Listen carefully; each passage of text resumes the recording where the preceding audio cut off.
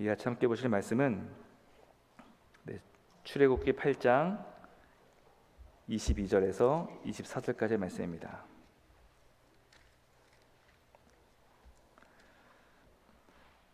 출애굽기 8장 22절에서 24절까지의 말씀 한 절씩 교독하겠습니다. 그날에 나는 내 백성의 거주하는 고센 땅을 구별하여 그곳에는 파리가 없게 하리니 이로 말미암아 이 땅에서 내가 여호와인 줄을 네가 알게 될 것이라.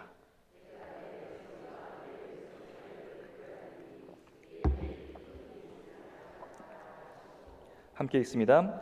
여호와께서 그와 같이 하시니 무수한 파리가 바로의 궁과 그의 신하의 집과 애굽 온 땅에 이르니 파로로 말미암아 그 땅이 황폐하였더라. 아멘. 이 아침에 주님이 저를 찾은 여러분들을 주님의 이름으로 환영하며 축복합니다. 우리는 이미 하나님께서 애굽과 그 바로에게 보이셨던 10개의 재앙을 이미 익히 알고 있습니다. 우리가 오늘 본문 읽은 이 말씀은 네 번째 파리의 재앙에 해당되어지는 본문입니다. 우리가 먼저 기억해야 될 중요한 사실이 있는데, 먼저 그것은 이 10개의 재앙이 단순하게 하나님의 능력을 보이심이 아니라 분명한 목적의 성취를 위해 달려가고 있다는 것입니다. 그 목적이 무엇이냐면 이스라엘을 애굽에서 구원하여서 하나님의 백성으로 삼는 것이 그 목적이고, 또한 이스라엘을 통해서 온 세상이 하나님을 알게 하고 온 세상이 구원을 받게 하는 것이 바로 하나님의 목적입니다. 그래서 이 10개 재앙은 하나님의 역사에 대적하고 대항하는 악의 원형들에 대해서 하나님께서 확실히 파쇄하신다. 그리고 애굽의 바로로 대표되어지는 그 수많은 애굽의 신들을 무장 해제시키시는 하나님의 능력을 보여주는 사건으로 우리는 읽을 줄 알아야 됩니다. 또한 하나님께 대해서 순종하는 공동체에 대해서는 구원하시고 끄집어내시고 구별하여 살리실 것이지만, 순종하지 않는 반대하는 세력에 대해서는 오래 참은 끝에 하나님께서 반드시 가차없는 심판과 징벌이 있을 것이다. 그래서 이 본문을 수천 년 전의 역사로 여길 것이 아니라 오늘날 우리 삶에 그대로 적용되어서 하나님은 여전히 온 세상의 구원을 위해 역사하신다. 아멘이십니까? 그리고 하나님께 선택되고 순종하는 공동체를 지켜 분명히 보호하시지만 순종하지 않고 반역하는 세력은 반드시 심판하신다. 아멘. 이 사실을 염두하며 본문을 읽어 내려가야 될 것입니다. 그렇다면 하나님께 구원받은 백성, 하나님을 예배하기 위해 세워진 백성은 과연 어떻게 삶을 살아가야 되겠습니까? 하나님의 백성된 우리의 가치관은 세상과 어떻게 달라야 되고, 우리는 무엇을 먹어야 하며 무엇을 목적으로 살아가야 되는가, 이것을 하나하나 알려주는 것이 바로 출애굽기 본문입니다. 10개의 재앙은 아시는 대로 피, 개구리, 이파리, 돌림병, 종기, 우박, 메뚜기, 흑암, 마지막 장자의 죽음에 이르기까지 이 긴 과정 가운데 발견되어지는 놀라운 사실이 하나 있습니다. 그것은 애굽의 바로는 끝끝내 그 고집을 꺾지 않는다는 것입니다. 온 나라가 뒤집어지고 수많은 재산과 생명을 잃어가는 가운데 있는데, 재앙이라는 표징을 통해서 많은 경고가 주어졌음에도 바로는 자신의 고집과 자신의 그 완악함을 결코 꺾지 않는 모습을 우리는 많은 장을 통해서 보게 되어집니다. 오늘 본문은 아니지만 8장 32절 말씀 보면은 바로가 마음을 완강하게 하였다. 그리고 다른 재앙들에서는 바로의 마음이 완악하였다라고 표현하고 있습니다. 여기서 완악하다는 말은 말로 번역된 히브리어 하샤크란 동사는 달라붙다라는 뜻입니다. 즉 집착하는 마음, 마음이 어딘가에 사로잡혀서 달라붙어서 꼼짝달싹하지 않는 상태가 바로 완악하다라고 표현된 본래의 뜻입니다. 여러분, 집착이란 무엇입니까? 집착은 무언가에 사로잡힌 상태입니다. 사로잡혀서 부자유하고 둔감하고 변화를 거부하고 현실을 직시하지 못하는 것이 바로 집착입니다. 우리는 많은 죄의 모습, 악의 모습이 집착에서 오는 것을 보게 되어집니다. 어딘가에 마음이 빼앗기게 되어서 아무것도 보지 못하고 듣지 못하다가 자신도 인지하지 못한 상태에서 죄를 짓게 되는 것을 너무나 많이 보게 된다는 것이죠.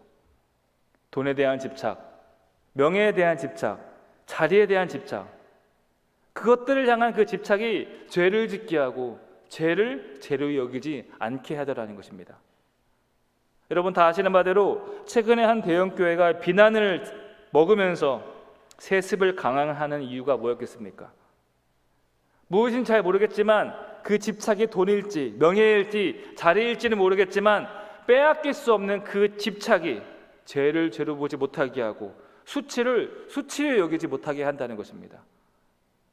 그렇다면 우리의 삶은 어떠합니까? 우리는 아무것도 가진 것이 없다고 말하지만 한없이 관대하다고 하지만 빼앗기기 싫은 것들이 다들 있지 않습니까? 그 교회처럼 뉴스에만 나오지 않을 뿐이지 우리도 집착하는 것들, 결코 양보할 수 없는 것들, 그것들 때문에 죄를 짓고 살면 살아가지 않냐는 것이죠. 우리가 늘 기도하고 말씀 가운데 살아간다고 하지만 결코 양보할 수 없는 것들이 우리 삶에 너무나 많이 있다는 것입니다. 이렇게 부질없는 것을 향한 달라붙음, 그리고 그것에 마음이 사로잡혀지고 완악해짐이 우리를 죄의 자리에 서게 한다는 것이죠. 문제는 쌓이고 쌓인 그 돈에 대한 집착, 명예에 대한 집착, 지식과 자존심에 대한 그 수많은 집착들이 나뿐만 아니라 가정과 사회 그리고 교회와 나라를 병들게 하고 있다는 것입니다. 그래서 우리가 우리 마음과 생각을 지키지 아니한다면, 우리가 언제나 성령님의 인도하신 가운데 살아가기를 발버둥치지 않는다면 우리는 어느새 사탄의 유혹에 휩싸여서 어딘가에 달라붙게 되어지고 굳어지게 되어서 우리야말로 오늘 본문에처럼 완악한 바로의 모습처럼 된다는 사실을 늘 기억하며 살아가야 될 것입니다. 잠실교회는 100일간 기적을 이야기합니다. 여러분, 무엇이 기적이겠습니까? 꼭 현상적으로 드러나서야만 기적이 아니라 성령께서 우리의 눈을 깨워주셔서, 우리의 눈을 열어주셔서 죄를 죄로 볼 수 있는 것이 기적인 줄 믿으시길 바랍니다. 우리에게 어떤 기도가 필요하겠습니까? 주님, 죄를 죄로 보게 하여 주시옵소서. 죄를 미워하게 하시고 우리로 완악하게 하고 집착하게 하는 것들에 대해서 자유하게 하여 주시옵소서. 반드시 우리에게 이런 기도가 필요하다는 것입니다. 에스겔서 33장을 보면은 하나님께서 새 영을 부어주실 때 돌같이 굳은 마음이 부드러워질 것이라고 말씀하십니다. 자, 여러분들에게 이 자리에서 축복을 합니다. 하나님이 부어주신 새 영이 여러분과 여러분 가정에 충만하게 되길 주님의 이름으로 축복합니다. 몇 년 전에 한 집사님에게서 연락이 왔습니다. 병상에 계신 어머니 임종을 앞두고서 서둘러 와서 기도를 해달라는 요청의 연락이 왔습니다. 서둘러 병원에 가보니까 그분은 너무나 야위어서 정말로 앙상한 뼈만 남으신 상태였습니다. 그런데 교회에서 왔다고, 목사가 왔다고 하니까 그 어르신은 어디서 기운이 나셨는지 저를 반갑게 반기시는 것이 아니라 저를 모욕하고 거부하셨습니다. 이빨 꽉 깨물면서, 아니 이빨도 없는 상태에서 그 잇몸으로 꽉 깨물면서 절대로 안 된다고, 싫다고, 예수는 안 된다고 온몸에 힘을 짜내시면서 거부하셨습니다. 물론 하나님께서 그 자리에서 은혜를 주셔서 뜨겁게 기도하는 가운데 그 굳어진 그 마음이 녹아지고 예수님을 끝끝내 평안에 받아들이며 아멘하는 모습을 보게 되었습니다. 그리고 더 나아가서 그 모습을 함께 지켜본 안 믿던 자녀들, 과거에 교회 다녔지만 지금 수년째 교회를 나가지 않는 그 많은 자녀들이 다 회심하고 주님께 돌아오게 되었습니다. 우리가 아무리 완악하다 한들, 우리가 아무리 돌같이 굳어있는 존재라 한들 토기장이 되신 하나님 앞에서는 진흙에 불과하고 가루에 불과한 존재들입니다. 그렇다면 우리에게 무엇이 복이겠습니까? 힘 빼고 하나님 손에 맡기는 것이 복입니다. 힘 빼고 하나님 말씀에 순종하는 것이 능력이고 기적임을 믿으시길 바랍니다. 그래서 어딘가에 달라붙어서 돌같이 굳은 나의 마음들, 나도 모른 채 집착되어지고 나도 모른 채 완악해진 우리의 생각과 습관들이 성령에 의해 녹아지고 하나님의 말씀 앞에서 새롭게 창조되어지기를 주님의 이름으로 축복합니다. 오늘 본문은 네 번째 재앙에 대한 이야기를 합니다. 이 본문을 살펴보는 이유는 이 네 번째 재앙이 특별한 의미가 있어서가 아닙니다. 읽으신 바대로 이 본문 안에는 재앙을 보내신 하나님의 목적이 들어가 있기 때문이죠. 우리 22절 말씀 다시 한번 읽어보도록 하겠습니다. 시작. 나는 내 백성이 거주하는 고센 땅을 구별하여 그곳에는 파리가 없게 하리니 이로 말미암아 이 땅에서 내가 여호와인 줄 내가 알게 될 것이라. 아멘. 물론 서두에 밝힌 10개의 재앙에 대한 목적이 있습니다. 그리고 그 중에서 지금 이 파리 재앙은 나를 예배하는 내 백성과 그렇지 않은 이들을 하나님께서 구별하실 것이다. 그리고 나를 예배하는 땅과 우상을 숭배하는 땅이 구별될 것이다. 그리고 그 구별을 통해서 나 여호와가 만군의 여호와인 줄 너희는 알게 될 것이다. 먼저 기억해야 될 것은 하나님께서는 하나님의 능력을 입증하시려고 재앙을 보내신 것이 아니라는 사실입니다. 애굽의 바로는 자신이 세상의 중심이라고 생각했습니다. 여러분, 바로만 그러합니까? 이런 생각이 우리도 하고 있다는 것이죠.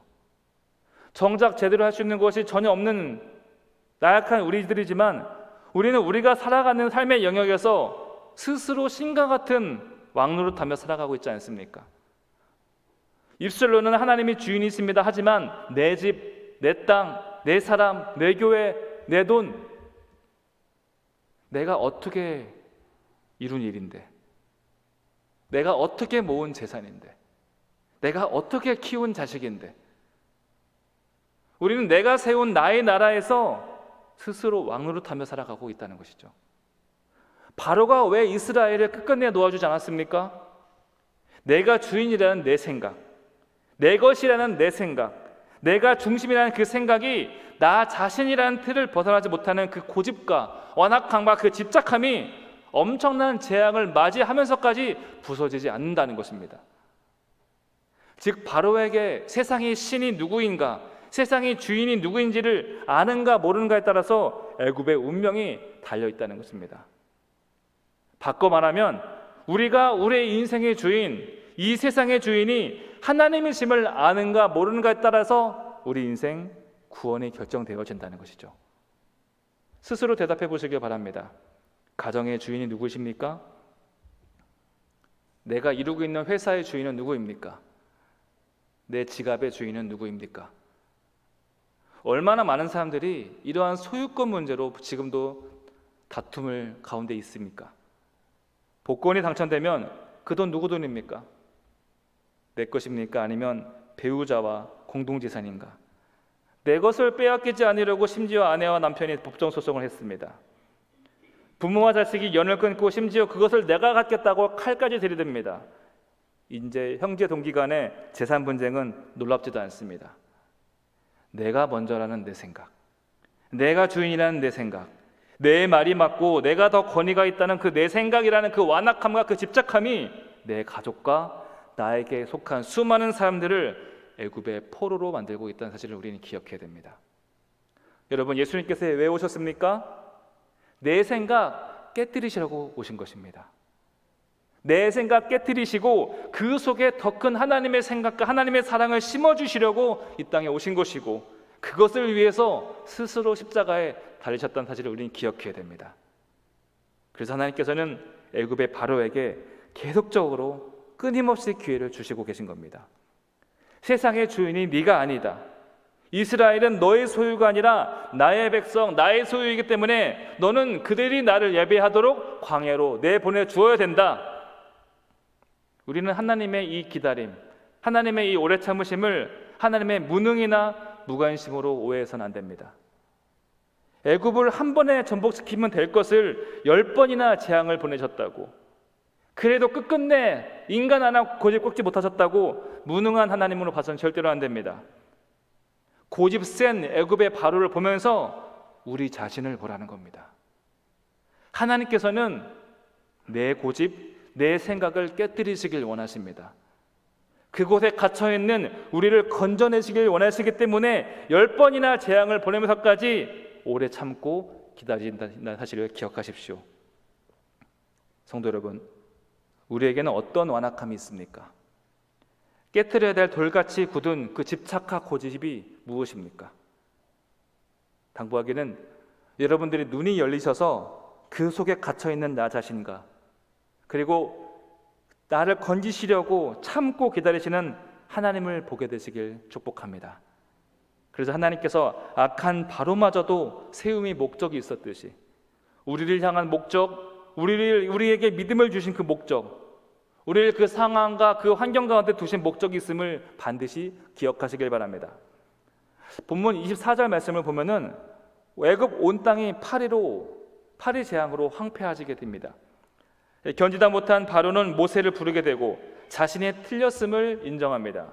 이제는 내가 이스라엘을 놓아주겠다고 약속을 하고 그 약속을 기반으로 모세가 하나님께 기도를 드리자 이 파리 재앙이 멈추게 됩니다. 그런데 이미 아시는 바는 대로 이렇게 위기가 지나가자마자 바로는 다시 그 마음이 완악해지게 되고 그 약속을 헌신짝처럼 여기게 됩니다. 기득권을 내놓는다는 것이 이렇게 어려운 겁니다. 우리는 말로는 늘 은혜라고 합니다. 거저 받은 선물이라며 감사도 표현하곤 합니다. 그러나 조금만 지나가면은 그 은혜는 내 것이 되어지고 내 공로로 둔갑되어지지 않습니까? 하나님께 했던 그 회개와 약속은 어느새 타협이 가능한 가벼운 약속으로 전락되어질 때가 너무나 많이 있습니다. 우리가 여기서 또 하나 기억해야 될 것이 하나님께서는 바로가 약속을 뒤집을 것을 알면서도 그 다짐과 약속에 기회를 주었다는 사실입니다. 우리 하나님께서는 과연 공의의 하나님이 맞으신가 싶을 정도로 우리가 회개할 때 우리의 잘못에 눈을 감아주시고 우리의 눈물의 기도에 우리에게 또 다른 기회를 주십니다. 또다시 반역하고 약속을 어길 줄 알면서도 기회를 주시고 기다리신다는 사실입니다. 사람이 같은 잘못을 얼마나 용서할 수 있겠습니까? 사람은 그래봤자 3번, 4번입니다. 그런데 하나님께서는 돌이키실 때까지 계속 기다리십니다. 하지만 그렇게 참고 기다리셨지만 우리가 여전히 변하지 않는다면 어떻게 되겠습니까? 하나님께서는 5번째, 6번째, 7번째 재앙을 준비하고 계심을 우리는 반드시 기억해야 될 것입니다. 회개해야 할 때 회개하는 것이 은혜이고 돌이켜야 할 때 돌이킬 수 있는 것이 은혜입니다. 그래서 우리가 하나님의 이 용서의 기적과 구원의 기적을 누리며 살아가는 저와 여러분 되시길 축복합니다. 말씀 마무리합니다. 나는 하나님께 과연 순종하는 공동체인가? 나는 하나님이 구별하신 곳에서 서 있는 사람인가? 아니면 완악함으로 욕심과 집착으로 정반대의 곳에 서 있는 것은 아닌가? 돌아보게 되시길 바랍니다. 또한 우리의 완악함에 대해서도 함께 기도하시길 바랍니다. 우리는 지독하기 많지 완악한 존재입니다. 하나님께서 구원해 주시지 않는다면 도저히 가망이 없는 존재들입니다. 그런 우리에게 무엇이 기적이겠습니까? 하나님이 그런 우리를 택해 주시고 불러주시고 구별해 주신 그 은혜와 기적, 이 기적 같은 은혜를 누리며 살아가는 저와 여러분 되시길 주님의 이름으로 축복합니다. 이 시간 말씀을 기억하면서 함께 기도하도록 하겠습니다. 먼저 하나님, 나와 우리 가정이 하나님이 택하시고 구별하시고 기뻐하시는 곳에 머물게 하여 주시옵소서. 함께 소리내어 기도하도록 하겠습니다. 하나님, 주님께서 이스라엘을 구별하셨습니다.